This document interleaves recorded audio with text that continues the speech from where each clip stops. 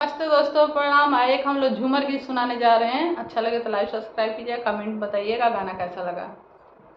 खिड़की से झाके ननदोइया की आज बला मुँह के आवैया हो।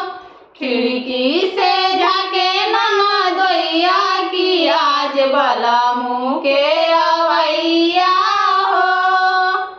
लौंग इलायची के बिरवा लगवनी, लौंग इलायची के बिरवा लगवनी। बिरवो नाचिभे ननदोइया की आज बला मुँह के आवैया हो। खिड़की से झाके ननदोइया की आज बला मुँह के आवैया हो। फूल हजारी के सेजिया लगवनी, फूल हजारी के सेजिया लगवनी। सेजियो ना सोए ननदोइया की आज बला मुँह के आवैया हो।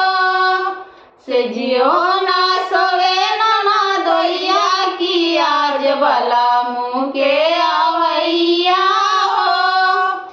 सोने के थाली में जेवना परोसनी, सोने के थाली में जेवना परोसनी।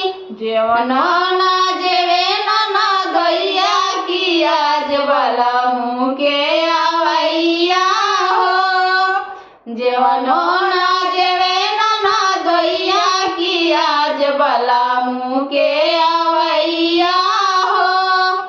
खिड़की से झाके ननदोइया की आज बला मुँह के